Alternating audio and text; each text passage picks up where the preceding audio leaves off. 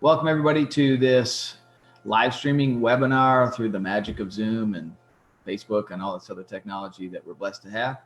And it's a pleasure of mine to introduce to you Nethaniel Ealy, who's been a longtime friend of mine, and he's going to share his story here, but his expertise has become business ownership from a construction standpoint and also real estate management, being a landlord and fixing up houses and all that stuff. So Nethaniel, why don't you go ahead and start by telling us your story a little bit, and then we'll get going. Thanks, Gary. I'd be happy to. I appreciate you inviting me on here. I always love talking about business and what you can learn through business as it pertains to God's kingdom. I would say it's other than my marriage. I would say it's perhaps the arena that I've learned the most about God and loving Him and loving my neighbor. So I'm super excited to talk about business, passionate about it, and happy to be invited here today. So let's see. So I'll give you a little background on who I am. I've known Pastor Carey since probably about 98, I think, something around there.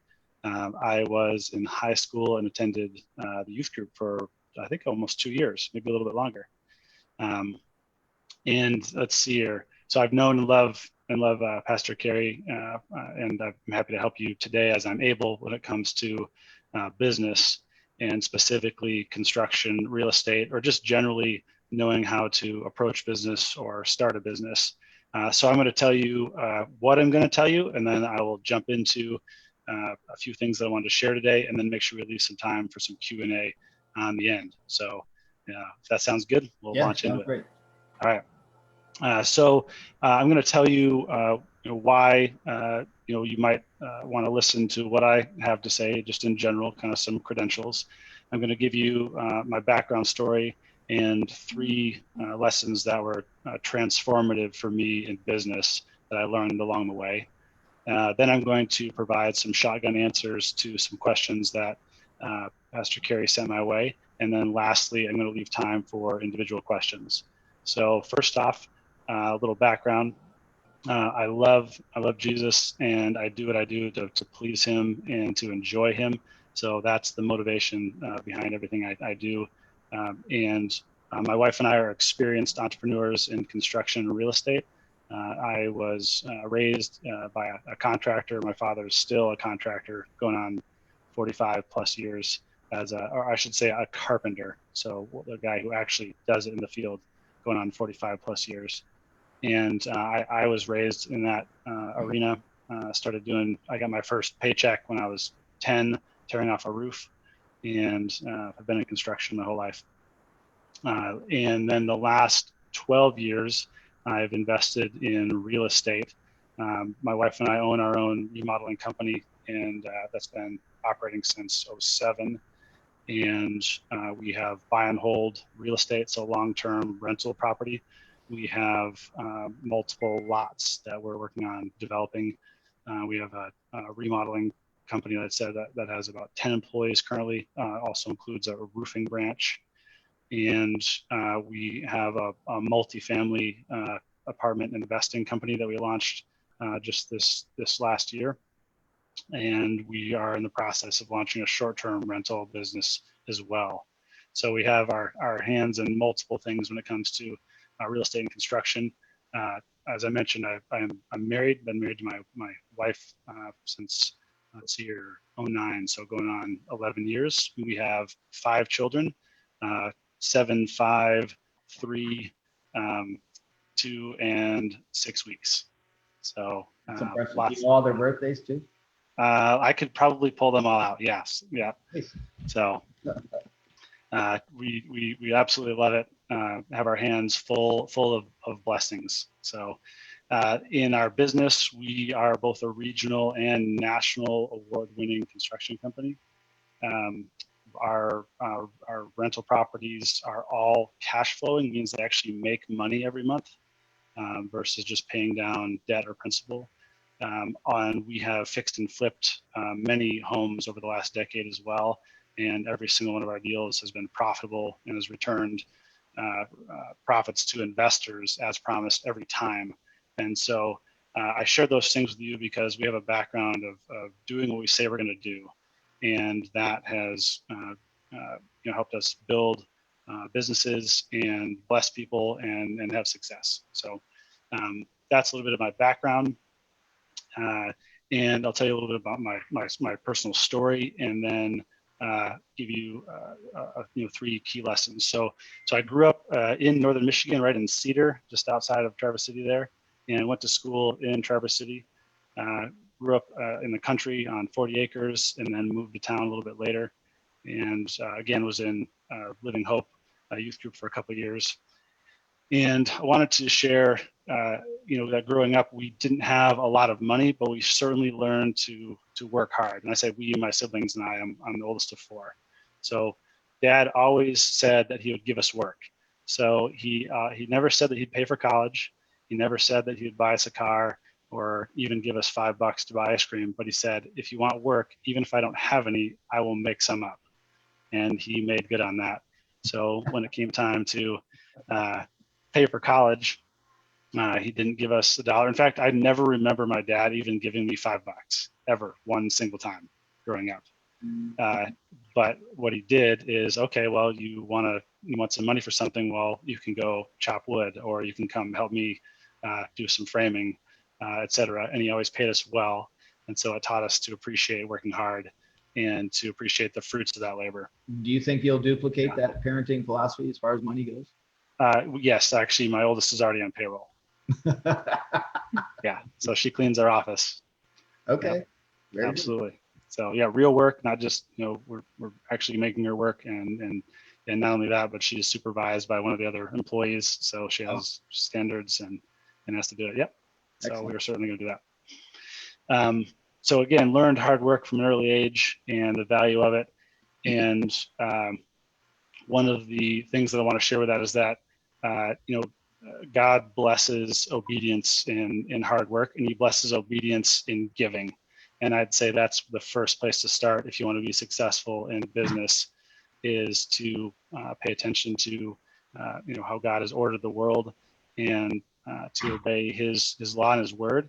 And then also chiefly among those things, to be a generous giver. So I'll tell you a story about that started actually at Living Hope. When I was there,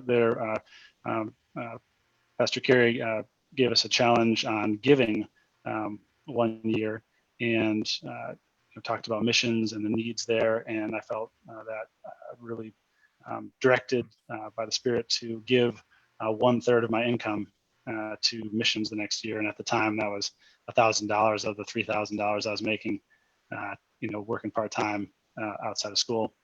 And that was a huge commitment for me. I didn't have a regular job. That the money that I did make was working with Dad, which was in the summer, but it wasn't throughout the year, and it wasn't all the time, because I just didn't have enough skills to be fully employed at the time. So made that commitment, and came up with the money. And because I came up with it before I'd even earned the rest of it, it was the first thing I gave. And then that next year, within the next calendar year of obeying that calling and giving, let's see, I had like holes in my shoes because I only had like 1 or 2 pairs of shoes. And a friend of the family stopped by the house and said, "Hey, Nathaniel, what? Your shoes are falling off your feet, man. Let's go get you some shoes." I was like, "Oh, I can't disagree with that. That'd be wonderful. I just can't afford to buy any." He's like, "No, I'm going to take you out. We'll buy you some shoes." So took me out, bought me some shoes. And then I needed to get some transportation so I could actually work in the summer, drive to and from work, and also even take my siblings to and from school the next fall. So I was like praying that I would get a car, and I just gotten out of school. And 3 days later, after I started praying and really thinking about this, I get a phone call from a friend of the family again. It says, "Hey, Nathaniel, I saw this car up on right near the bay there, and it looks like it'd be a perfect fit for you. It's an old station wagon." Told me all the details about it. And this friend lives down in Livonia, like southern Michigan. And so I thought, well, Gary, that was super kind of you to think of me. I appreciate that. I wish I could go look at the car, but I'm broke. I've got nothing. He's like, no, I already bought it. You just got to go pick it up. So I went over and picked up my car, and allowed me to get to and from work that summer. And then it also allowed me to do odd jobs because I wanted to go on a mission trip. So I'd already given 1,000. I got this car. I'm putting gas in it, paying the insurance, and I wanted to save up to go to Poland on a mission trip.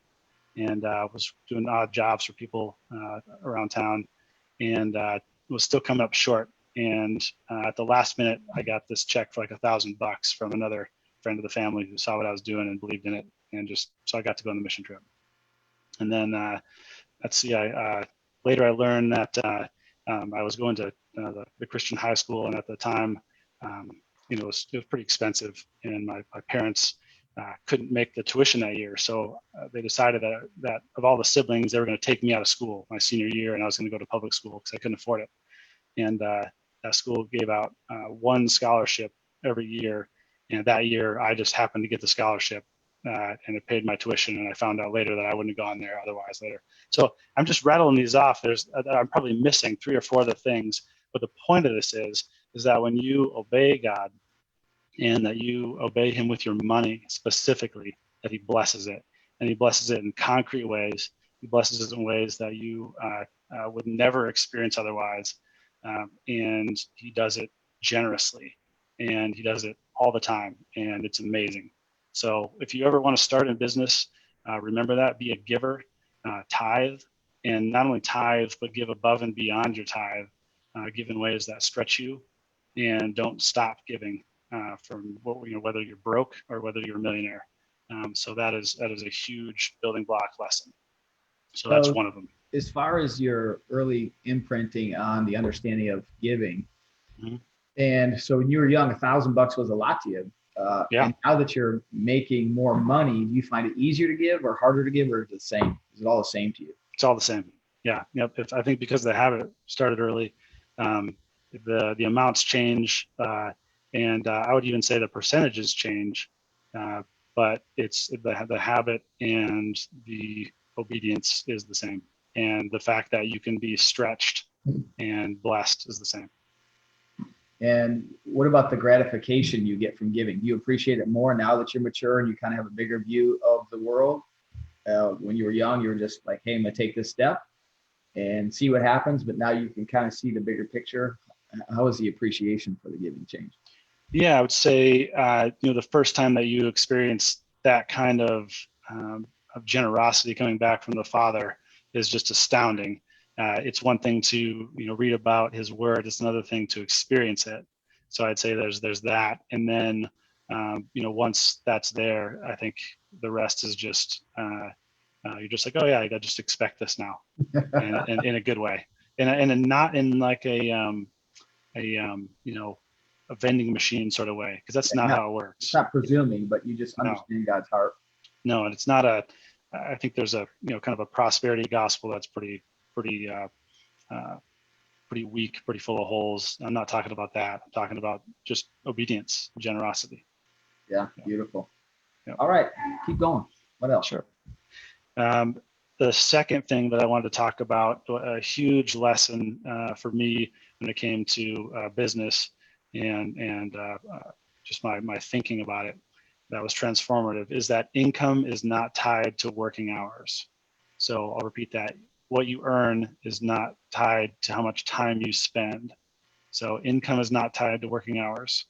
So let's see, a few summers after this, it might have been like 4 or 5 years after the last story I just shared. I was in college at the time, I think my second year in college, and I was home in Traverse City, and we were building out by Glen Arbor, working with my dad and the crew that he was on at the time. So I would get up, go to work super early, and work all day, full work day. And then I would shower at my boss's house, which was like, happened to be a quarter mile down the road. And then I'd go another quarter mile down the road, and I'd wait tables till the restaurant closed. And I did that full time through the whole summer. So I was working 65 to 85 hours a week between the two jobs. And it was not fun at all, but it was going to pay for my college. So I did it. And in fact, one of the worst jobs I've ever had was working at that restaurant. It was just awful for me. I am not cut out to be a waiter. So great. Yeah. I'll pause there for a second. So my daughter is a server, and my mom has been in the restaurant business as a server forever. That's how she earned her living. She only has an 8th grade education, but she learned she could do that. And so, are there any takeaways other than you thought, I don't want to do this? Any takeaways from being a server that you learned about people, or do you have a greater appreciation for those in that business because of your year there? Yeah, I'd say most of the above. I definitely have a greater appreciation for waiters and waitresses. Their job is tough. And for me, what it was is that particular restaurant, I'd never had any training. They never gave me any training. They just said, here you go. And it was a vacation town, and we would just get flooded. And they would give me table. This restaurant, it had I'll use my finger. They had it was almost like the shape of a backwards G, but it didn't connect. And the kitchen's in the middle. And they'd give me tables around the whole thing. And there's people in the back would order drinks. I have to go up here to get them at the bar, and then someone over here would need a napkin. It was ridiculous. It was so, I almost feel like stressed just thinking about it. Yeah, so it was a rough summer. The construction was easy in comparison, and that was hard work. So. But I digressed. So what I wanted to share there, though, was that so that restaurant, they happened to have a construction project that they hired our construction company for. So not only am I working construction, waiting tables there, but on the Saturday that I had off, I get called back because the contractor wanted me to come in and didn't have anybody else that would do it and dig this 6 foot by 6 foot by 3 foot deep just pit right behind the restaurant, and put boards around it and fill it with gravel. So it was like a dry well for drainage. Okay. And nobody wanted to do it. And so Dad said, hey, you want to learn a little extra, and this will be above and beyond hourly. And I was like, oh, sure, let's do it. I need to earn money. And so it was the first time that I ever did a bid. And what a bid is, if you don't know, is you actually have to put together a proposal for a fixed price and say, I will do, X amount of work with Y materials for Z price. And so I sat down with a piece of paper, and Dad's like, look, this will be great. It'll be a good lesson for you. So we sketched it out. I thought, okay, it'll take me, probably 8 hours to dig this out and frame the perimeter and then fill it with gravel. And I'll need to place to haul the dirt, and I'll need to buy the boards. And we figured the price for the boards. And then we figured out we need to get some gravel and what that would cost. And of course, I needed a truck to go pick it up. I was like, well, that's great, Dad. I'll just borrow your truck. And he just stops and looks at me, borrow my truck? What are you talking about? You're going to rent my truck, So I was like, come on, Dad, let me use your truck. He's like, no, it costs money. You got to pay for it. He's like, that's how it works. Put it in the bid, yeah. Yep. So we put it in the bid. I had to pay Dad $25 to use his truck. And so we put the whole bid together, and of course I got the job. I mean, the contractor, my bid was probably insanely low. Right. And so I'm there on a Saturday, and I've never worked that hard in my life up to that point, and I probably haven't worked that hard more than a handful of times since then, because I knew that the faster I got that done, the more money I made, and when it was done, it was done. It wasn't like I had to just keep looking at the clock. And that was one of the most motivating experiences of my life. So I dug that pit out, not in 8 hours, but in 5.5 or 6 or something like that. And just flying. And it was 90 degrees and 95% humidity. And I probably drank 4 restaurant pitchers of water. And I was soaked. I mean, my shoelaces were wet. I mean, it was it was so bad that when I got done, I went to dinner with Dad at La Senorita there, and I almost passed out. I was still lightheaded, but I was so proud because I made $27.50 an hour, and it was just unbelievable, for whatever I was, 20 years old or something at the time, and so that just stuck with me. And it motivated me. It showed me that I did not have to punch a clock in order to earn money. And that was like a new world to me. I didn't know that was possible. And I didn't think you could charge that much for work. And you can. So many years later, I had when I think it was just me in the peak of the recession. So maybe right around, it was probably 2009. I had laid off a whole bunch of employees, and I was just me with my bags on again, my tool bags, and I got asked to go do a roof repair. And I was literally going to fly to Arizona the next day on vacation with my wife to visit a friend of hers. And this client was a property management company, and they begged me to do this roof repair. No one else would do it. And they needed it done right away. A big storm was coming in. It's like, I can't, I don't have time for this. Like, no, please, what charges, whatever it takes, whatever you need. I'm like, all right. So I do the same process. I put a bid together, but I thought, I don't want to do this. It's like, I'm just going to tell them I'm going to double this. And I'm just going to tell them, I don't want to do this work. The price is really high. You should not take my bid. Please don't take my bid. And I did all that, and they accepted it anyway. And so I'm out there like 9 or 10 p.m. with floodlights on the roof of this thing, trying to get it done before I leave in the morning, like 6 a.m. for my flight. And we get it done, and they take care of it, and I get a check, and I did the math, and I made, $140 an hour. And I'm thinking, this can't be right. Wow. I went to my pastor, and I just asked him, like, is this wrong? Am I stealing from these people? And he asked me questions, and I said, no, I told him the way I was going to approach it. Told him I was charging more than I'd normally charge. Told him they shouldn't take the bid. And it was all fixed price. He said, no. And it still sticks to me today. He said, there's no fixed price of bread in heaven. And what he meant by that is that there's no price that is moral or amoral on any specific thing. I could sell you this light fixture behind me here for $2,000, and if you wanted to pay it, there's nothing wrong with that, okay? Or I could sell it to you for a penny, or give it to you, and there's nothing wrong with that either. Either one is just as moral. And in our society today, the air around us that we breathe tells us that, oh no, that's theft, for a certain amount.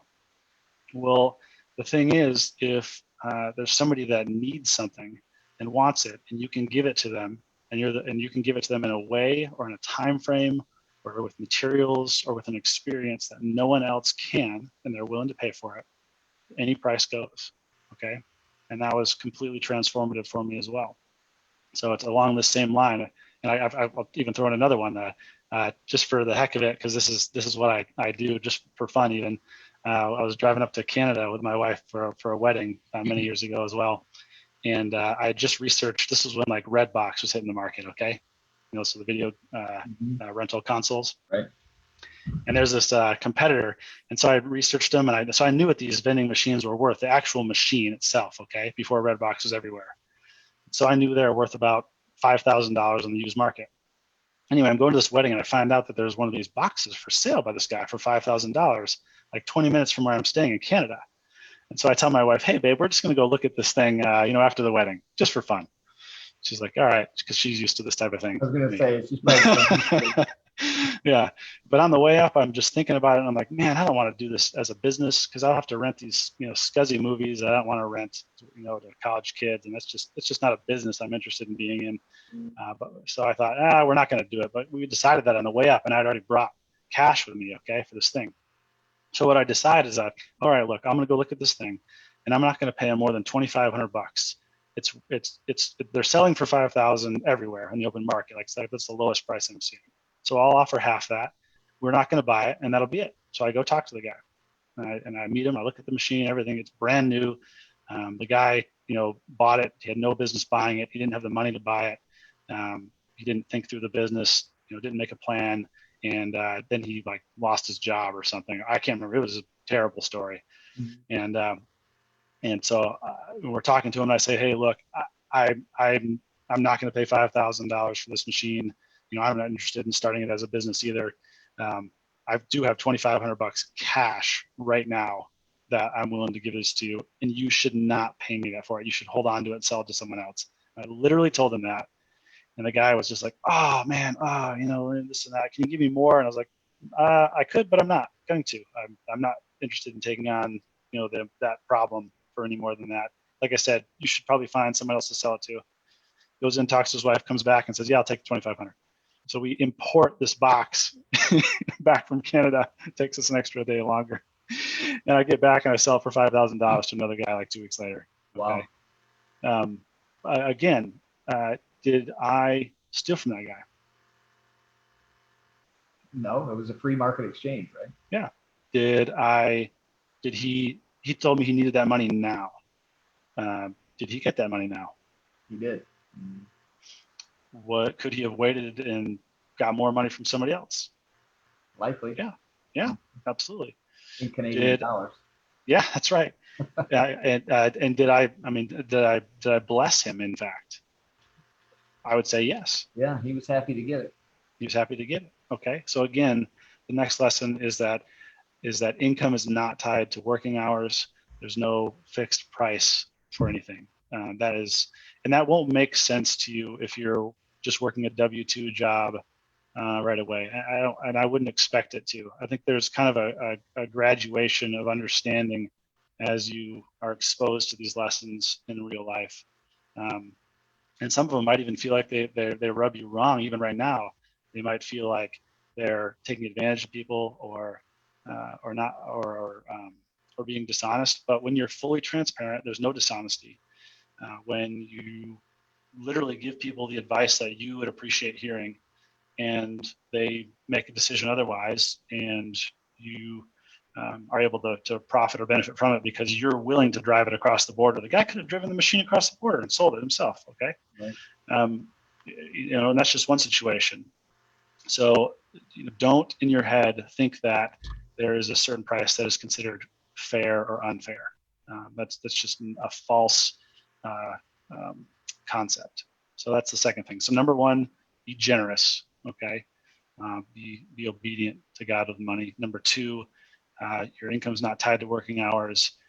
There's no fair price for things. Okay. And then the third and last one is actually I've already told you the third and last one. That was I went right into it. That's with all else being equal, there's no such thing as a fair or unfair price. So I lumped the second two lessons together.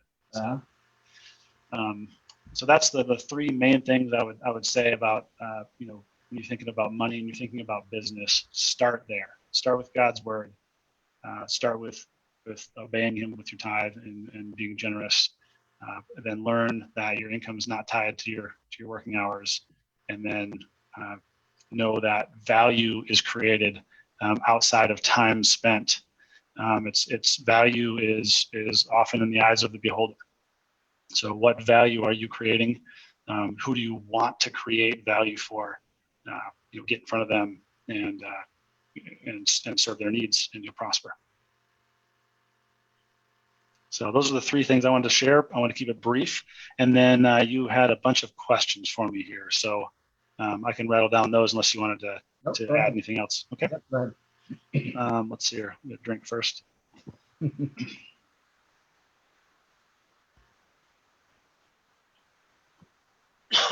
Excuse me. How do I build a successful building or carpentry business, you've asked? That's the overly simplistic answer is don't reinvent the wheel. I would say that carpentry and building is probably like the second oldest business on the planet, maybe after agriculture. Probably, farmed and then you built your house. Right. It is. I did not follow my own advice. It took me a lot longer than it should have to actually build a business. So there is a ton of resources out there on building a business around carpentry or building or construction. Pick up some books, read them, and follow the advice. And I would say that's generally true for most businesses. Don't reinvent the wheel. Follow best practices. Once you've nailed those down, then you can start to innovate. So how did you learn the best practices?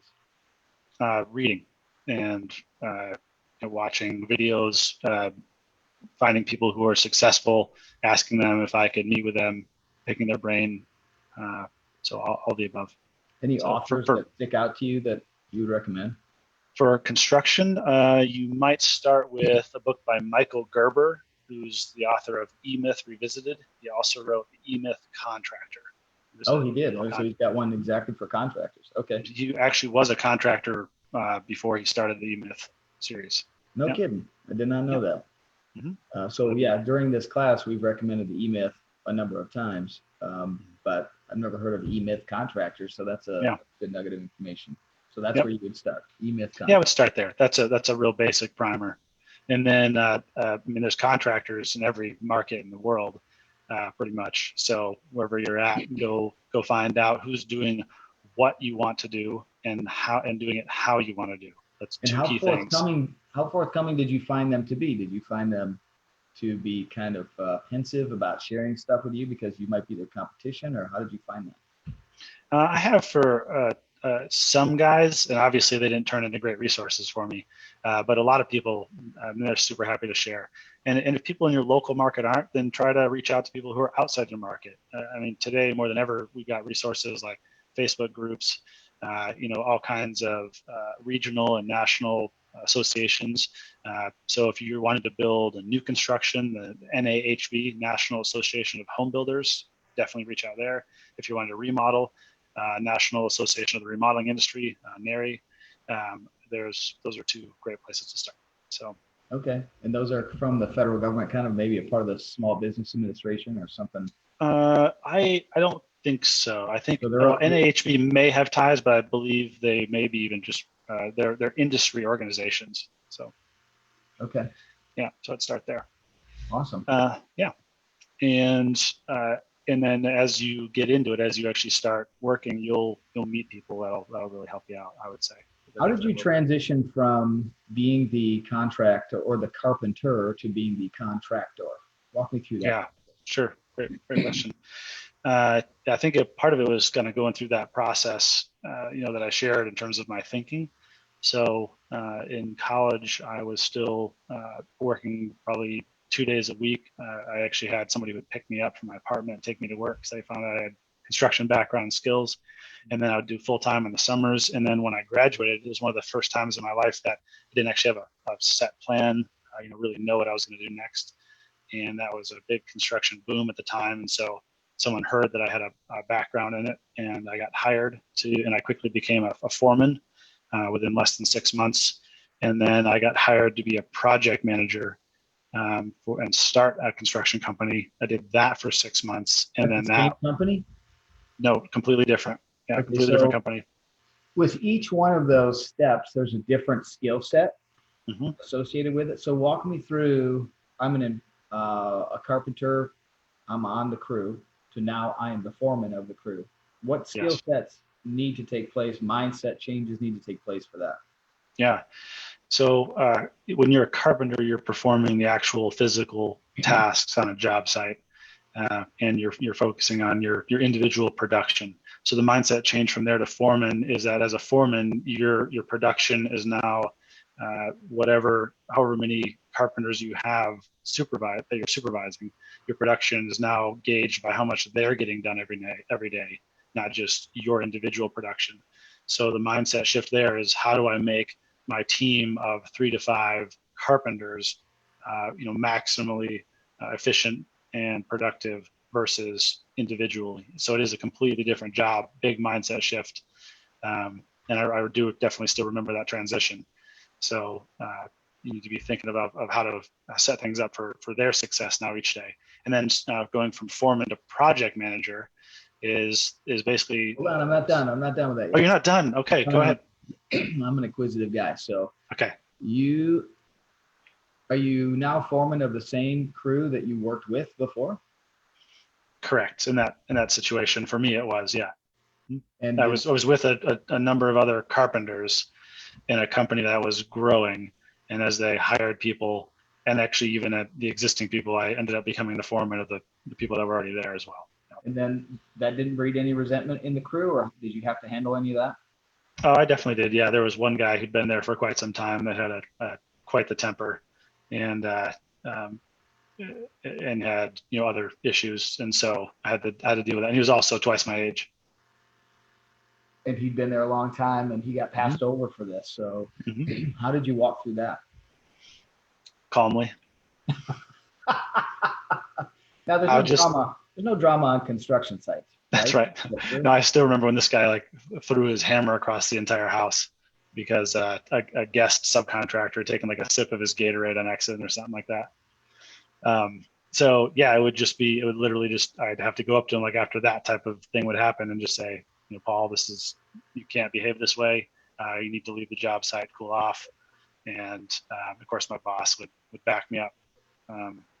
And yeah, that's, situation by situation, just look at it, say, what's the solution here? I would talk calmly, use reason. And, when it went beyond me, I'd have to just call the boss in and ask him to mitigate, which didn't happen very often. So did he personally confront you about maybe you shouldn't be the boss? No, he never did. Yeah. I think he respected my skills and productivity. So, really what I think one of the things that helped is just intentionally, giving him his own tasks and his own area of work. So it wasn't like I was breathing over his shoulder all the time. So when you want to do this type of thing tactfully and wisely, not just come in and throw weight around. So he respected me because I worked as hard or harder than he did with results, and was able to guide people. At least I would guess. I mean, he never told me that, but so you earned street cred through your competence, and then a soft answer turned away wrath. You didn't push your weight around just because you had positional authority. You just said, "Hey, let's do the right thing, no matter who's the boss." Correct. Yep. That's good. Good strategy. Yeah. So then, how'd you get noticed to become the project manager? Yeah. So another entrepreneur, actually a professional surveyor with the ambition to become a land developer, had heard about me, had seen some of my work, and because I would do side projects to earn extra money as well, and I think he just kind of heard about me word of mouth. Took me out to lunch and just started asking me questions about where who I was and where I wanted to go and what my thoughts were. And he kept asking me, well, why haven't you started your own company? Why haven't you ever started? And I just thought, why would I start my own company? I'm getting paid really well. I don't know the first thing about owning a business. It's just thought never crossed my mind, and he just couldn't understand that I wouldn't, and I mean, at the time I must have been like, 24 or something like that. And so I'm not thinking about that. Mm-hmm. I was just glad that I was getting a huge paycheck after being broke for the last, the entire beginning of my life. So, but anyway, he saw potential in me and hired me on, asked me to write a business plan, gave me my, an office, and I was working like 12 hours a day for him to basically launch a company that had, and I also worked with an architect that I found and hired to design for hyper efficient, but cute homes. And then he had purchased land, and we had 77 lots, and I was supposed to project manage building a subdivision. And worked with the city, remodeled an office for him after hours on Main Street as a sales center. So working 12 hours a day. And I did this. I said, hey, what I'll do is I don't want a salary. I want equity. And so I requested an equity slice of the company, and I told them I'd work for free to launch it. And so I was living on $400 a month. And so I had enough savings that I could do that. Were you single at the time? Oh yeah, there's no way. Otherwise, my rent, I still remember my rent at the time was like $152.50. I was splitting it I was on a bunk bed, in a room with another guy. So this guy, he said, I want you to start a business plan. Mm-hmm. Was it his business plan or your business plan? It's his business, but he literally had me build the entire business from ground up, including writing the business plan. So I would write it, I would draft it, I'd come to him, review it, he would make corrections, edits. So that process itself must have been quite an education working with him. It was. Yep. I learned a lot through that process. It was very intensive. Again, 12-hour days, 5 and 6 days a week for 6 months with him. And then he and I just couldn't come to an agreement on equity. I wanted 20%. He wanted to give 15. He just took off, and I didn't even hear from him for 3 weeks, but I'm still supposed to get his whole commercial office remodeled on time. And I'm supposed to be launching these plans and coordinating stuff. And I was prideful about it. I was, not humble in my approach to either him or potential clients. It went straight to my head. And and then also at the same time, I think he saw that the economy was already tanking, because this was now in 2007. So it was starting to slide right then that summer. And so he shut the whole thing down and fired me and wasn't going to pay me for the time. And so we had to have some talks. And I ended up with a check for my time based on a salary that I would have gotten had he not decided to shut it down, because that was the key thing. It wasn't me that decided to shut it down. He decided to shut it down. And so you I got took some cash and the education. Yep, I got some. So I got like a $16,000 check and a major education, and of course the discipline to live on $400 a month. And so after that, I was hired almost immediately by a friend who is a mentor, because I've always made a point of reaching out to people who, again, do things I want to do and do them how I want to do them. And this gentleman is actually also from the Detroit area originally, and he owns multiple building supply stores down there. And so he was mentoring me, and he said, "Well, hey, I just bought this historic home. I need it remodeled. How about you start your own company?" And he remodeled the whole thing. And I had almost maybe 2 weeks gap between the last job and this one, and just launched right into it. Turned into a $300,000 remodel on his home. Lasted for a long time.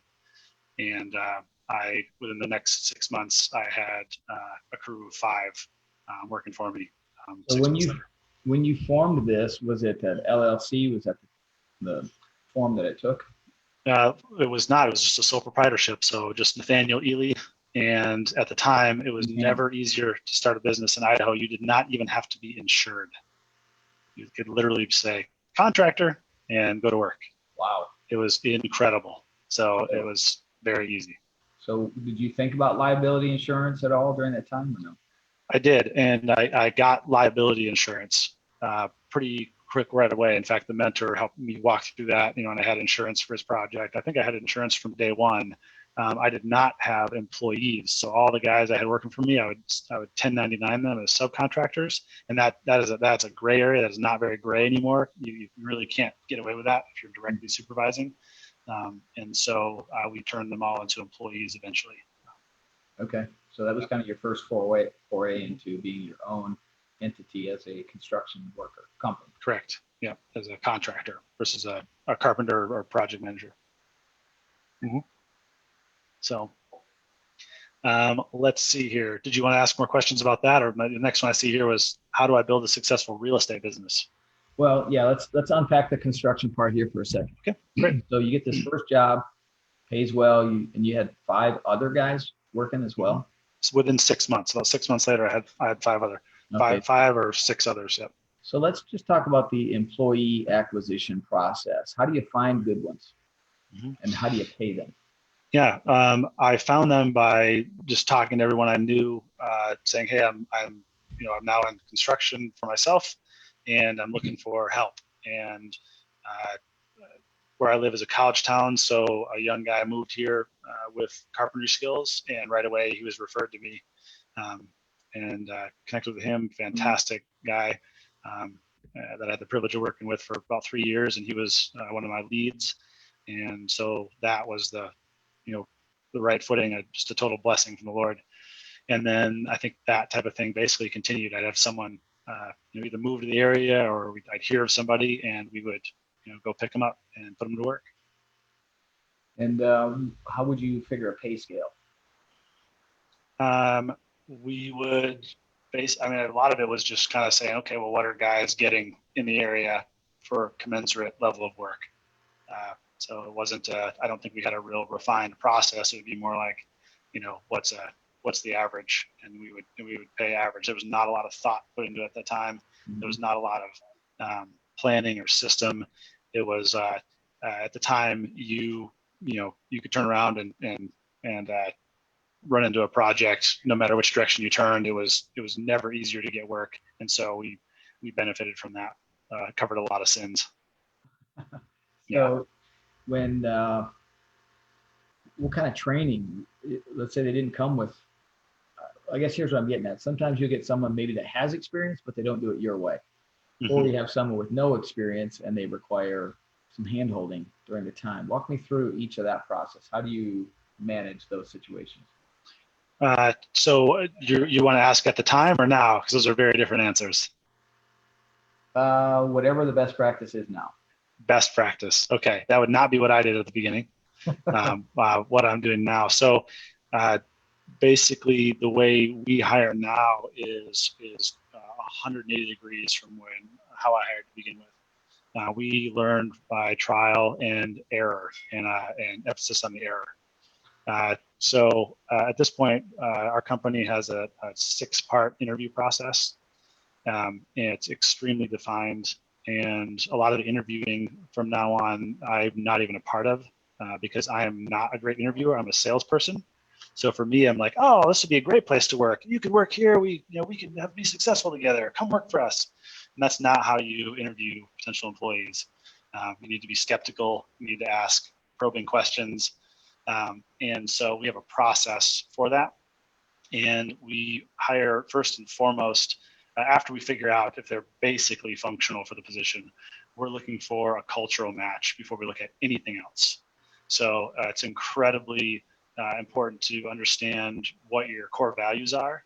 And I'm not talking about core platitudes, but core values. So core platitudes would be things like honesty, integrity, hardworking. I mean, that's like every employee. They should all be that. Okay. Mm-hmm. Those are not core values to your company. That's basic. Like you should be breathing type thing. Okay. So core values, some examples from our company would be one of my favorites is organized organizer. Okay. So we have 5 core values at Ealy Construction, and organized organizer is one of my favorites. And what that means is that not only does every member of our team need to be personally organized in their work, but they also need to be creating organization around themselves. So if they're not somebody who's both organized and they're not someone who's creating further organization all the time, they're not. We lost your mic. I don't know what happened there, but it's okay. We worked out some chat things on the other end so that when we do Q&A, I'll be able to field those questions. Perfect. So again, the hiring process, you have a 6-part hiring process of which you don't participate in much. Who do you?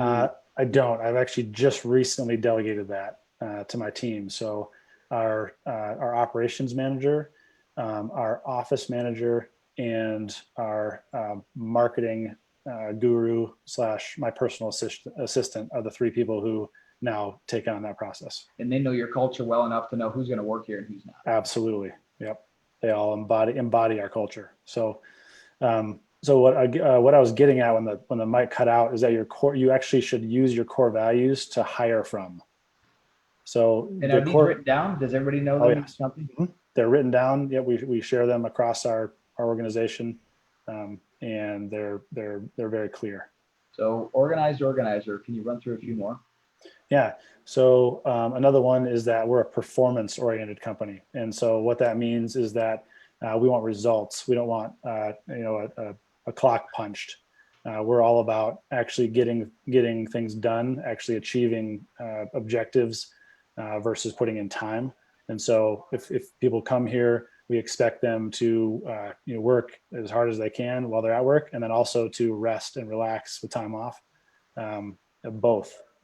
So it's a performance culture. Another one would be a grateful enjoyer. So as much as we are performance oriented, we actually, in our culture, we don't want people who are ungrateful for either their position, our clients, work conditions.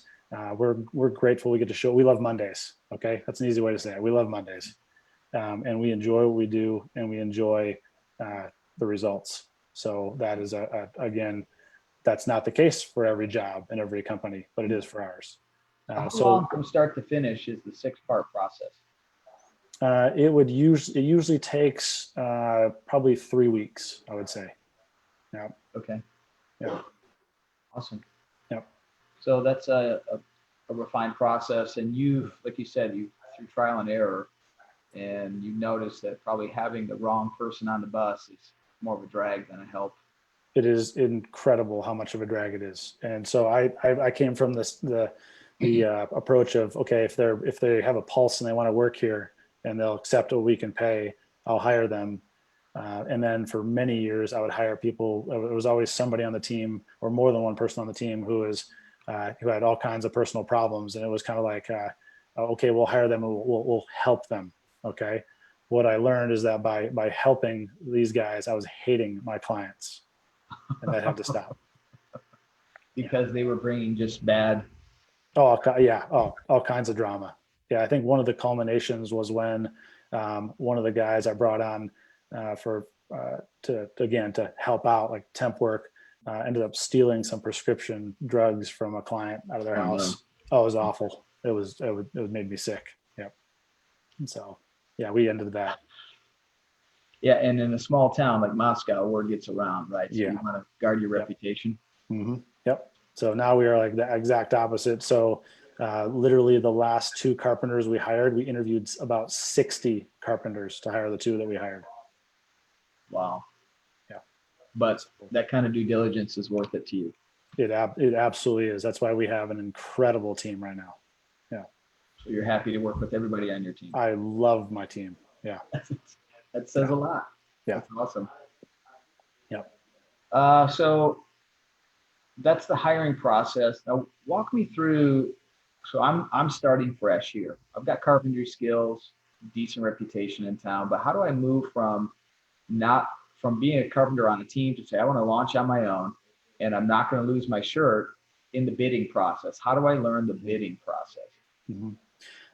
I think, so estimating and bidding are 2 different things. We'll start with that. Okay. Estimating has to do with how much time things take and how much materials cost. So that's more of a science than an art. And so when let's say you are you want to do a fencing company. Okay. So you need to know how many lineal feet of fencing you're installing, what material it is. Is it cedar or vinyl, chain link? Quantify those costs, add them up, include any delivery fees, et cetera. And then how many labor hours is it going to take you to do that job?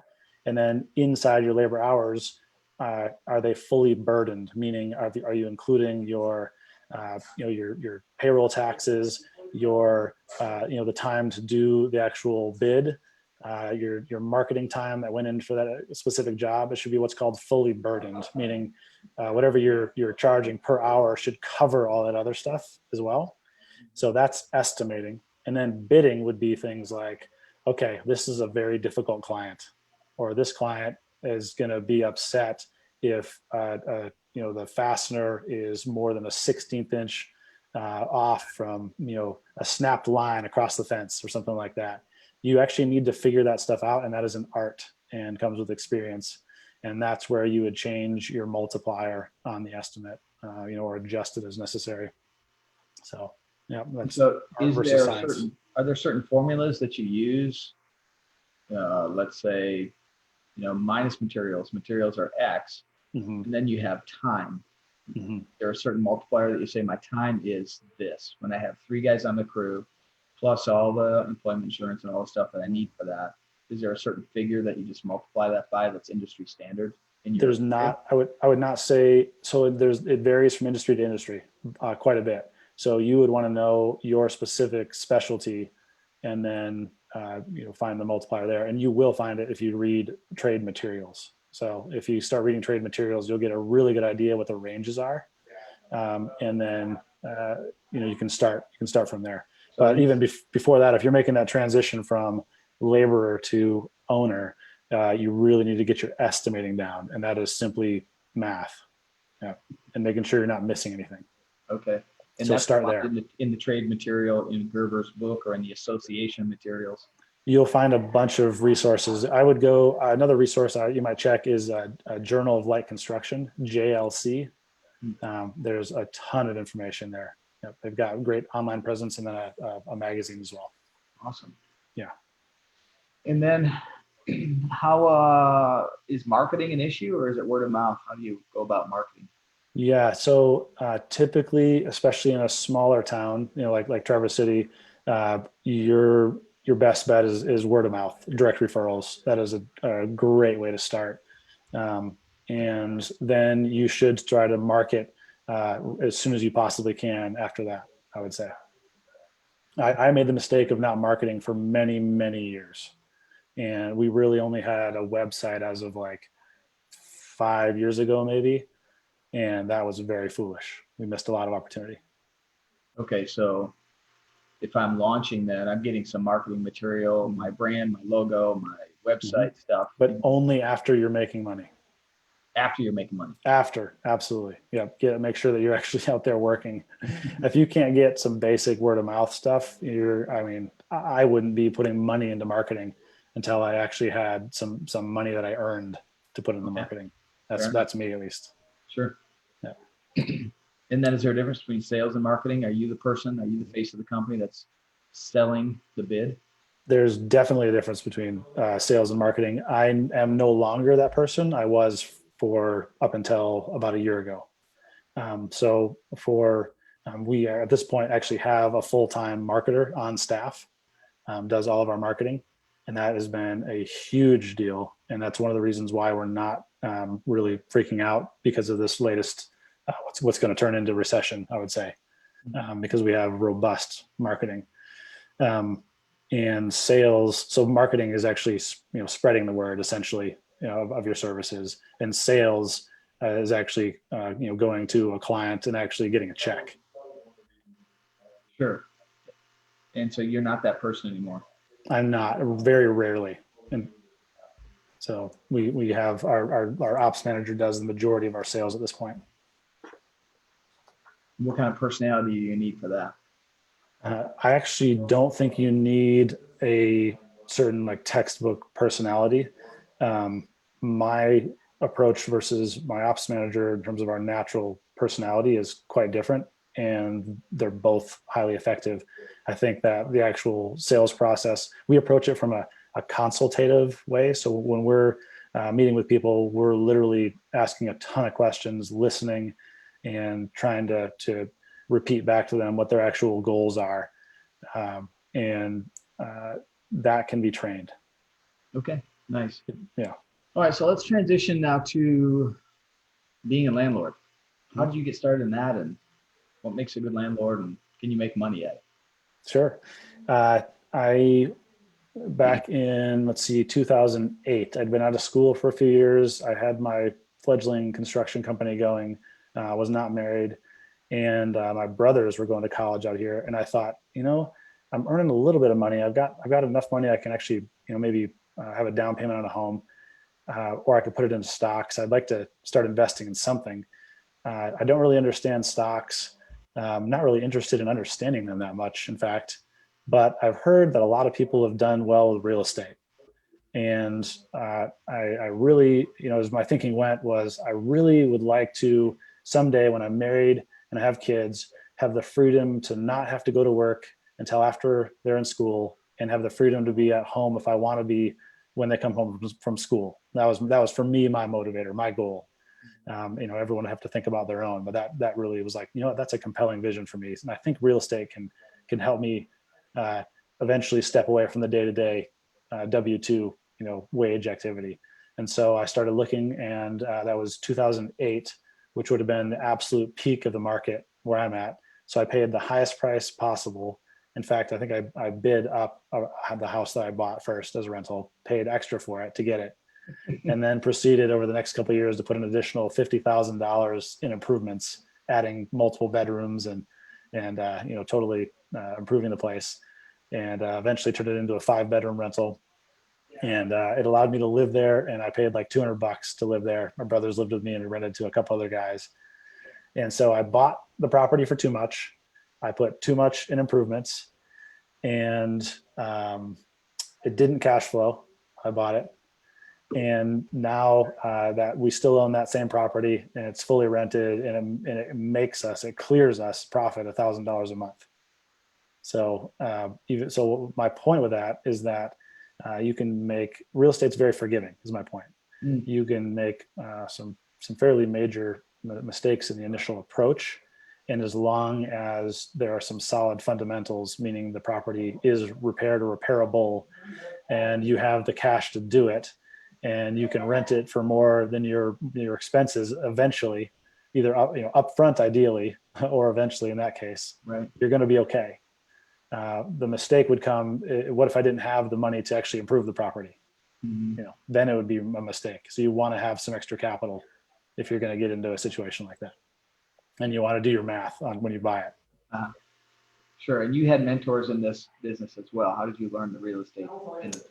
Yeah. So when I first bought that house, I didn't know much about real estate. I really didn't have much in terms of mentorship at that time. I literally was just trying to figure out how it seemed to me that I could buy this house, I could make the payment, and it allowed me to live in a house that I was now paying down and have projects for $200 a month. That was as far as my thinking went on that first one. Okay. About a year later, I would, at that point, now married, I took a class from a guy who I still think of as having written the basically the equivalent of the Bible of single family rental real estate. His name is John Schaub, and he's down in Sarasota, Florida. He's been on the National Council for Habitat for Humanity for many years, and among many other things. He's one of the guys that'll get interviewed on housing here and there, or used to be at least on the TV type thing. Just a fantastic guy. And if you want to learn about single family rentals, I highly recommend his book, Building Wealth One House at a Time.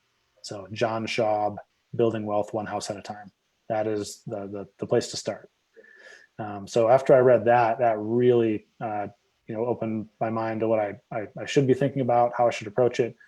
And then we just continued to buy rental properties. So I think my next property was a house that no one wanted to buy. Tons of people had looked at it. The grass was 3 feet high and it was hiding a car type thing in the front yard. Animal turds in the house. And bought it and gutted it and fixed it up. And we still own that house as well. And it also cash flows and makes us money every month. Is that the house when your wife walked into it, she said, honey, this house stinks. I'm not buying this thing. I don't think that one, although it did, but I don't think she's at that point yet. A little bit later, I think what you're referring to is the fact that there was one where we walked into it as a flip, because we also bought and flipped a number of homes. There was one that had a cat turd about every 4 square feet in the house, because somebody intentionally locked about a dozen cats in the house and left piles of cat food, so they would defecate all over the whole house. Was that just out of spite? Oh yeah, that one you could tell. That one was, they're upset they got foreclosed on. So anyway, we that one, when we walked into it, because it smelled the high heaven, I walked in and I just said, babe, you smell that? She's just, of course, the corner. She's like, what do you mean do I smell that? I was like, babe, that's the smell of money. That's what you're referring to, I think. Yeah. Did you make money on that house? Oh yeah. Yeah. No, that particular one, yeah, that was a great flip. Probably one of our best. Nice. So so getting back to the rentals, we bought the one, and then I think it was 2 years later before we found another one. And it wasn't for lack of looking. And I think that was one of the things that Schaub really helped us with is be patient if you want to build up real estate. You've got to there's a number of different ways. I mean, there's probably a million different ways to make money in real estate, but a very conservative one that I think most anybody in the U.S. can do is to buy a house, live in it for 2 years and then sell it after 2 years. And because of our tax laws, you'll essentially pay no taxes on the gain after you've lived in a house 2 out of the last 5 years. So we did that. We would buy a house, we would live in it, we'd fix it up. And then in our case, instead of selling it, we would just rent it out, because we would have a better loan, because it was a loan for us to live in it to begin with. And then when you move out, that they don't change the loan, you just have that loan. So we'd get 30-year fixed rate. So we're not worried about the risk of the rate changing. So we knew what our payments would be. And then we would buy them at a place where the rents would well exceed what we had to pay. And it's that simple. So just doing all the math. So walk me through your process of finding renters now, because that could probably, like employees, they can kind of make or break your experience, I would imagine. Yeah. I definitely nod towards Schaub again for this. He's the one that would say, okay, well, now you're going to be a landlord. So number one, if you're going to be a landlord, make the decision that you're going to be an excellent landlord, or just don't be a landlord. So let's start with that. And then if you're going to be an excellent landlord, think think about your tenant. Okay, what's the ideal tenant? He says, okay, the ideal tenant is going to stay forever. They're going to pay on time every time. They're going to take care of the house for you, and they're never going to call you. Okay, that's the perfect tenant, right? Okay, those 4 things. Okay, so if I want those 4 things, what kind of tenant do I need? What kind of house do I need to provide for that tenant? What kind of agreement do we need to put together? And you literally just start basing everything on that. So you can actually bracket the ideal income of a tenant, because if they're earning too little, they can't pay you. If they're earning too much, they're going to move out and buy a house. You are going to probably want a house that has a garage, because if they fill your garage with all their boxes, they're probably not moving, right? Mm-hmm. There's just a whole checklist of items that then line up. And so after that, you want to find a property that is in alignment with what that ideal tenant would want, and then find the tenant whose income and situation and goals in life are in alignment with that the vision as well. Excellent. You put together a process for that as well, and paperwork. Yes. Mm-hmm. And all that. Mm-hmm. Again, trial and error. Yes. And a number of years ago, for those of you that are watching, Nethaniel has graciously given us his paperwork. So if you're interested in this stuff, it's part of the Wealth Creation Kit. We have it there. His lease agreements and different, best practices that you put together for the paperwork side of things. Do you have any favorite resources now, like Bigger Pockets or any other resources that you go to for the best practices in real estate? At this point, so we've been doing the single family rentals for, like I said, about 12 years now, and we've done fix and flips for a similar duration, buying properties and selling them. At this point, we aren't really doing a lot of research or continuous learning on single family rentals. We feel like we've got a pretty good process down for both of those approaches, rentals or flips. What we did this last year is we launched a multifamily investing company. So we've raised, right now we're raising several $1 million essentially to purchase about an $8 to $10 million apartment complex in a market that's actually in Texas. So that was a different process. I basically made a goal, not this year, but last year, of zero entertainment Monday through Thursday. And so the entire year I didn't watch TV, read books, read fiction, I should say, Monday through Thursday, the entire year. And I just spent all my evenings after the kids were in bed learning about multifamily real estate, and then mentoring with a group of guys who have about a $500 million of transaction volume. Again, doing what I want to do, how I want to do it. And so that's where our learning is taking place. And how did you find them? My MO is always reach out to people I know first. So I talk to somebody I knew and respected, and most conversations I'll say, hey, this is what I'm looking for this. Do you have any leads? And so this individual, who was actually a mentor of one of my mentors, he's like, oh yeah, I've got a guy who's the son of one of my friends, and you should call him. So he made an introduction, talked to him. The guy was doing multifamily investing, but had no time to give to me or really mentor me beyond a phone call. But he said, hey, read this book.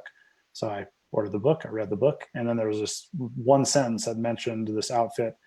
And so I Googled the outfit, learned about them, and I saw that we could pay them to take a year-long course from them, and not just a book course, but actual training. So flying out to their headquarters, flying out to visit properties in other states. So we did that, walked through that process, and just finished that about a month ago. Awesome. So let me talk to the audience here. We're going to start the Q&A, and I've got a few questions to start as well. But if you want to begin to ask Nethaniel questions, you can, if you're on Zoom, type them in the Zoom, or I'll also have the Facebook feed here on my phone, and you can start typing those questions there. So first question, there's a lot of real estate education type businesses out there. Are there any that are scammers? And how would you know it? Yeah, there's a ton of education. There's a whole industry around real estate education. Mm-hmm. So you definitely need to be aware, do your research. if I remember, I'll email you after this, Carrie. There's actually a website that one investor put out there where he basically reviewed all the gurus, and he gave favorable ratings to very few. Let's put it that way. So I would say probably 8 or 9 out of 10 are not worth your time or money. Okay, so So you definitely want to be selective. Yeah, to call the herd. Yeah, and even bigger pockets, that's hit or miss. So you really got. Oh, really?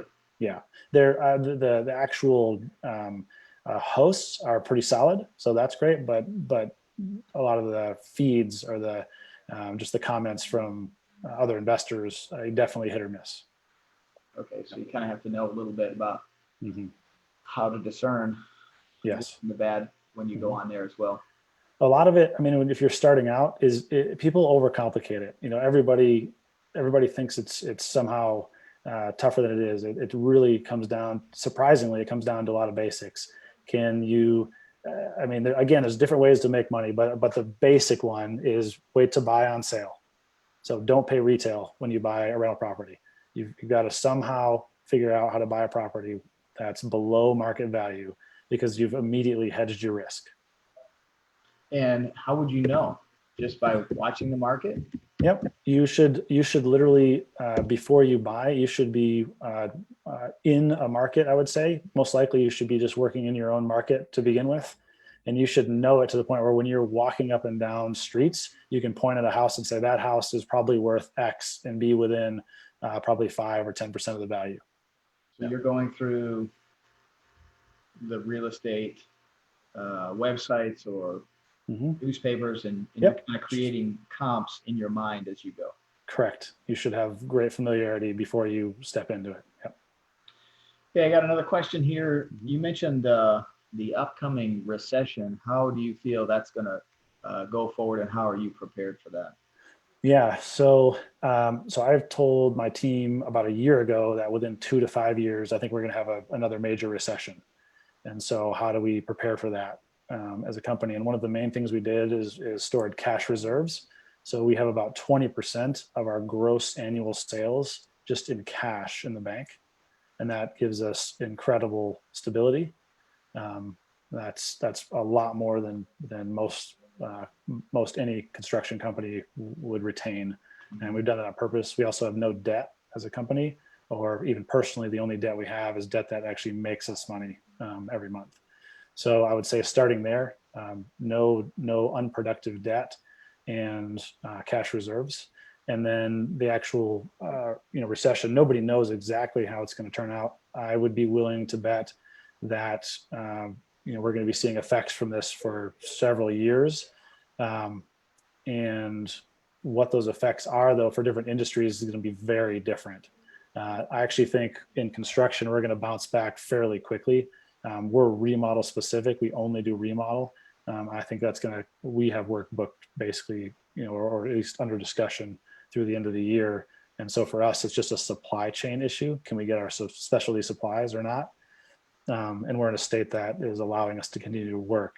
So I think that we're going to weather it pretty easily. But again, which industry, which state, it's going to vary from area to area. So what's driving your market? Are people moving to your area? They are, yeah. So we have people moving to our area. It's very desirable to live. In fact, ironically, this little town in North Idaho was named best place to raise a family, best small town in the U.S. to raise a family this last year. So who rated that? The Chamber of Commerce?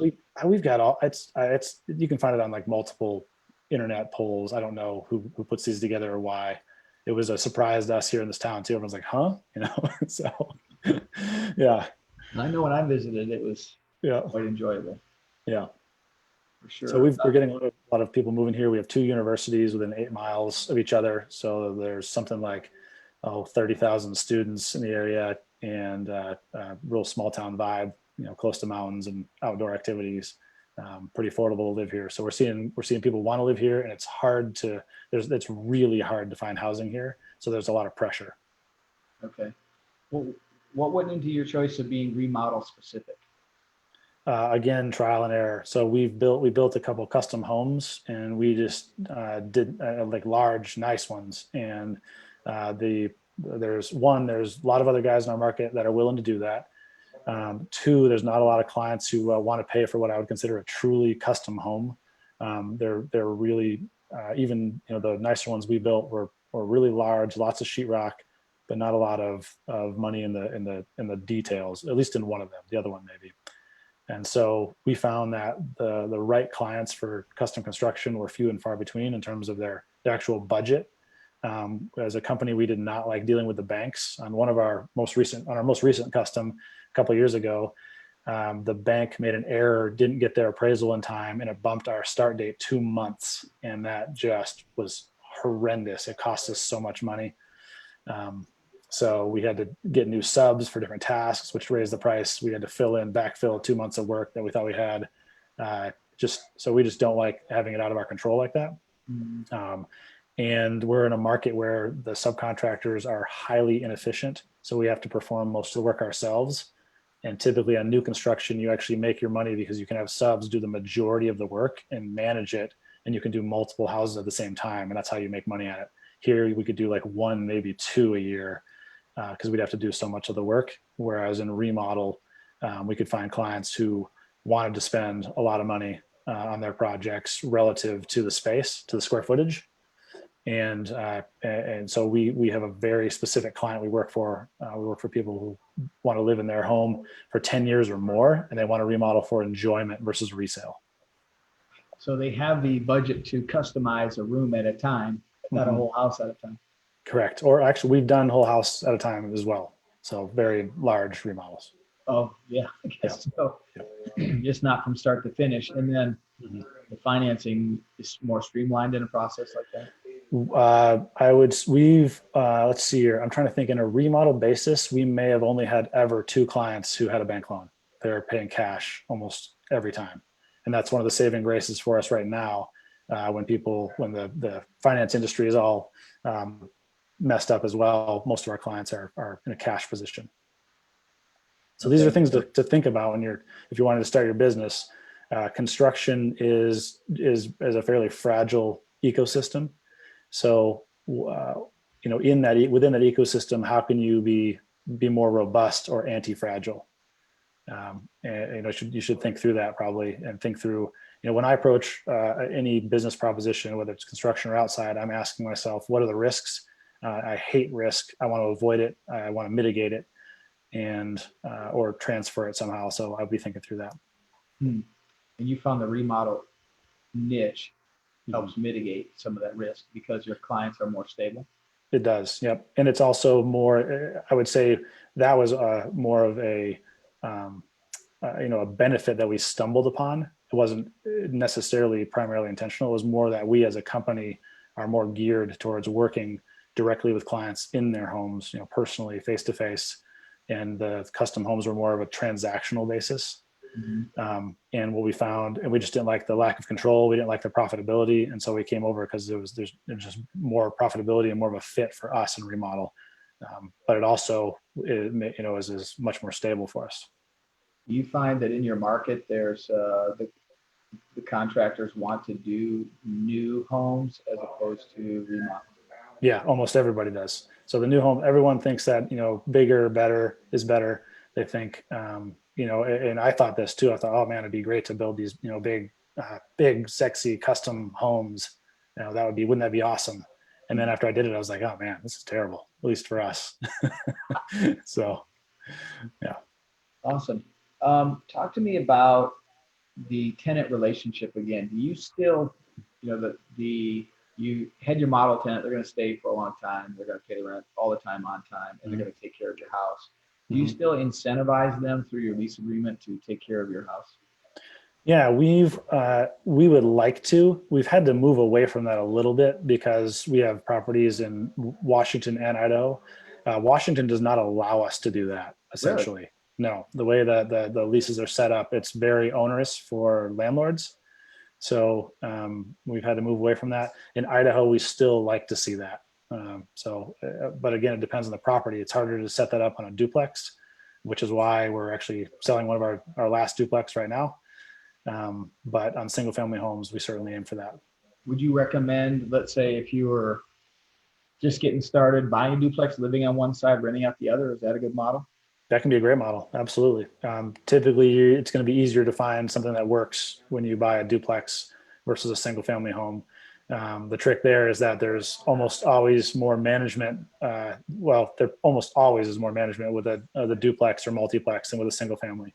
So if you're anywhere between 2 units and almost 74 units or 79 units, you're going to have a lot of management headache. Why would there be more management for a duplex?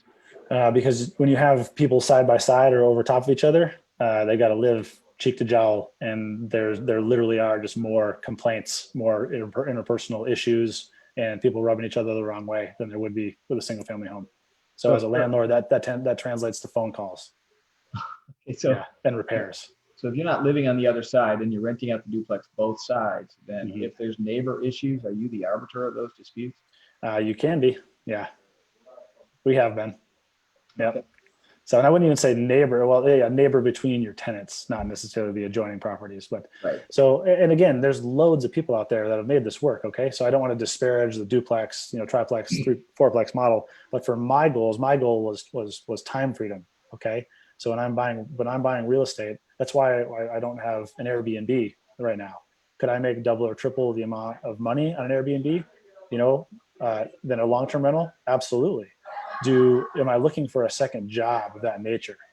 Absolutely not. Okay. Sure. So for me, I'm trying to find as close to passive income as possible with my rentals, because again, remember, my goal was to be able to be home, tell my kids go to school and be able to be home after they're in school, after they come home from school. Yeah. So talk to me about the business versus personal stuff. Over time, you have renters that maybe you have a relationship with. Is there ever a time when you have to have difficult conversations with them? Yes, we have over the years had different renters we've had, either no relationship with coming in or a history of many years. We essentially treat them the same, and we follow our contract. And we do that not because we're stiff in our approach, but because good good boundaries, good fences make good neighbors. And so we are thorough in reviewing it with our tenants, and we expect them to follow it. And if they can't, to let us know. So we essentially treat them the same. So if somebody said, hey man, this recession's hit me hard, I lost my job, rent's going to be tight the next couple of months, how would you respond to that? We would try to work with them, and we try to do that, again, if we knew them or not beforehand, especially if they communicate with us proactively before rents due. If they've waited a week after rents due, well, they're probably going to get hit with the late fee. But if they talk to us ahead of time, we've worked with people every single time. Totally understand that. I mean, I've been there. I get it. Yeah, we work with them. Yeah. And so another question came in. Would you consider using a property manager for your real estate end of things? We locally, no. So my wife, Emily, manages all our local properties. What does that entail? What's a property manager do for you? Yeah. So depending on what you ask them for, let's just go with full service. Okay. So full service manager, they're going to do all the rent ups. So they're going to be interviewing tenants for you. They're going to be placing tenants. They're going to be inspecting your property. They're going to be arranging for repairs. They're going to be even suggesting improvements that you could make. And even in some cases, you can even pay them to oversee paying your mortgage and your insurance and everything. I mean, the whole thing. So we don't do that because in our market, they charge about 8% of your gross rents. And that's a lot of money. If you think about it, your actual proceeds, let's say your actual profits from your duplex are like, maybe let's be generous and call it 30% of your gross rents. Okay. So on $1,000 aside, you're getting $300 a month. Okay. But remember that 8% is off the whole 1,000. So that's $80. Okay. So you just paid $80 out of your 300 profit. It's almost a third of your profit. Okay. In that scenario. So that's why we don't do that. And we also don't do that because we've purposely bought properties that are easy to manage and don't take a lot of time for my wife. Now, when we look at the multiplex, the reason why we're looking out of state and larger is because we get to pick any market in the country, and we get to choose national level property managers. It's a totally different ballgame. So in terms of their professional approach, their fee structure, et cetera, totally different game. So that's But all baked in the mix for something of that size. Yeah, at that point, you're buying a business, and the business just happens to be multifamily real estate. Yeah. But if you're And just buying included in the business is property management. correct. Yep. So on the start out level, I definitely encourage people to manage their own properties. Otherwise, when you get bills from your property management, you're going to probably have a hard time discerning what they did and why. And they will charge you for things that you probably didn't want them to. Yeah. Okay. I could see that being ambiguous. Mm-hmm. A lawyer, right? Yep. What did you do for this? $500? Yeah. Oh, yeah. Oh, we just shoveled the snow off your roof. You know, it was going to collapse otherwise. And you're like, there was only a foot. Yeah. Yeah. It's cutting the grass 3 times a week. Uh-huh. Yeah. Awesome. Any closing thoughts as to how this business and lifestyle that you've chosen has helped you advance the kingdom? Yeah, great question. So I think of my work every day as advancing the kingdom. I think that's one of the great victories we have, as post Reformation. We know that our work, when done under the Lord, no matter what we do, whether it's scrubbing toilets or running multi-million-dollar businesses, is worship when we do it for Jesus. So for me, I had to wrestle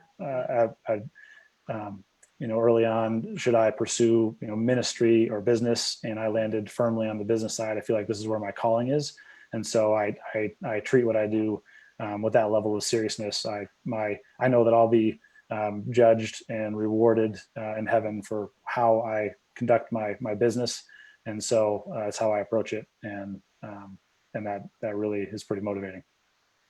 Awesome. Very motivating. One more question. How did you, I know you did this for freedom to enhance your family structure, and now you're 5 babies into this and 1 wife. When you met your wife, did she kind of fit the entrepreneur wife model, or did she have to grow into it? How did you bring her along into that? Yeah, so she had no entrepreneurial background. Her parents were both career teachers. So yeah, I had to bring her along and teach her as things went and educate her. So yeah, and then she has learned that quite well. Hey, Etta, come here, sweetie. I've got one of my gals who just came in here, so we'll just say hi. What's your name? Etta. Hello. And she just ran into my glass door. Are you okay, sweetie? Yeah. Yeah. Yeah. I love you, sweetie. I'll be right out. Okay. All right.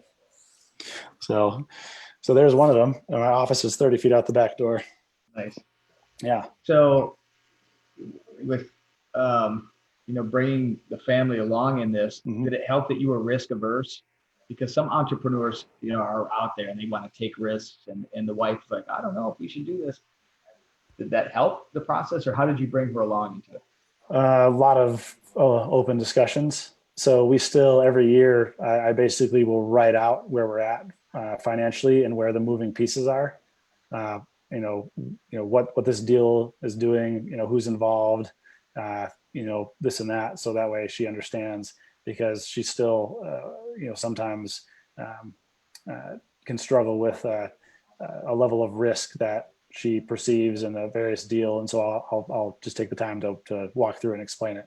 And I think, I know that she trusts me entirely in that because, of the track record that we've had, or that I've had. So that helps a lot when you're not just face planning all the time.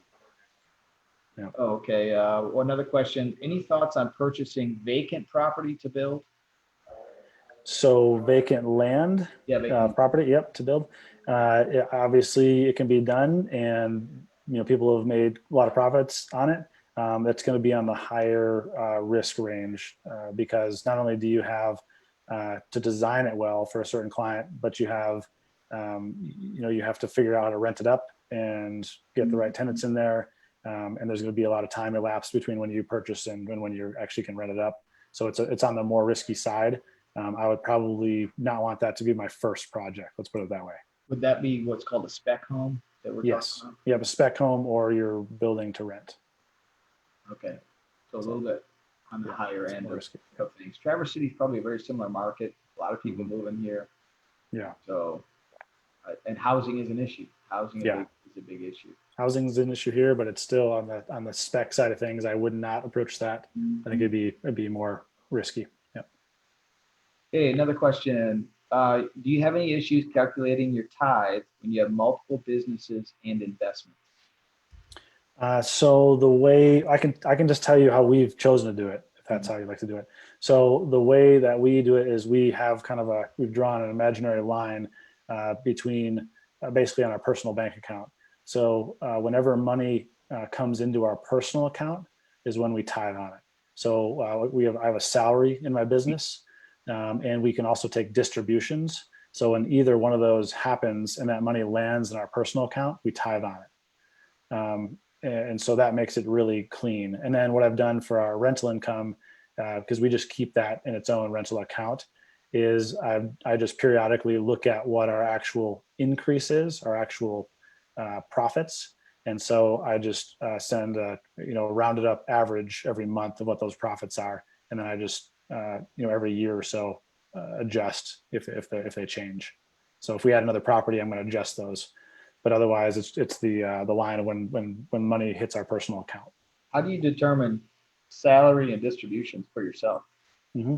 So salary, we for a long time I just paid myself a $25,000 salary, which was very low and what that did is it allowed me to not pay taxes on the difference between that amount and a normal salary for my position, essentially. So it was just a tax savings measure. And then as we grew, I raised my salary to basically a level that I could hire someone to do what I do on a day-to-day basis. And I had conversations with my accountant and just kind of looked around at the local market and landed on a rate, essentially. So that's how we figured out. What about the distributions? Distributions, basically, we take those on a as desired basis from the company. Like I said, one of our goals and one of the reasons why we're sitting well where we are is because we left a lot of cash in the company on purpose, and so we would just take distributions above and beyond that when we had it, making sure that the company was adequately capitalized. So when you wanted to buy your old youth pastor an airplane, you could just take some money out and do that? For example. Yeah. Perfect. I like that example. Mm-hmm. We actually have so you ask about giving too. We actually have a separate account that we put what we call alms in. So it's above and beyond tithe. And I've definitely encouraged that type of thing too. So we literally have a percentage that we agree upon and we put in there as well at the same time when we tithe. Okay, another question. Yeah. And so the alms, does that go to specific kind of benevolence projects or people that need a leg up and you can help them in that, or is that? Yeah. So some examples from the last couple of years would be either like a ministry that we have particular affiliation with. Maybe a missionary who needs monthly support would be another one. So we can put a recurring pledges there. Maybe a building campaign, or an individual who needed to get bailed out of jail or something like that. All the above we've seen, and because we've had that in place ahead of time, it hasn't been a hardship. It's more just like, all right, is the Lord leading us here because the money's there? Nice. So that's a decision you and Em make together. Mm-hmm. Yes. Yep. Man, how fun is that to be able to get together with husband and wife, and we have this to bless somebody. Yeah, exactly. What a great end game to be able to do that as anybody, whether you own your own business or not. Next question: do you think it's smart to start a new business in an upcoming recession? Absolutely. Did you see how fast I answered that? This is after a recession is the best time to start a business. Because things, values, stocks, businesses have all just taken a tumble. And so there's opportunity to get in while there's market chaos. You've got all kinds of disruption going on. So you can come in and start and launch yourself when a bunch of people who have existing businesses are essentially in the same position as you, relaunching themselves.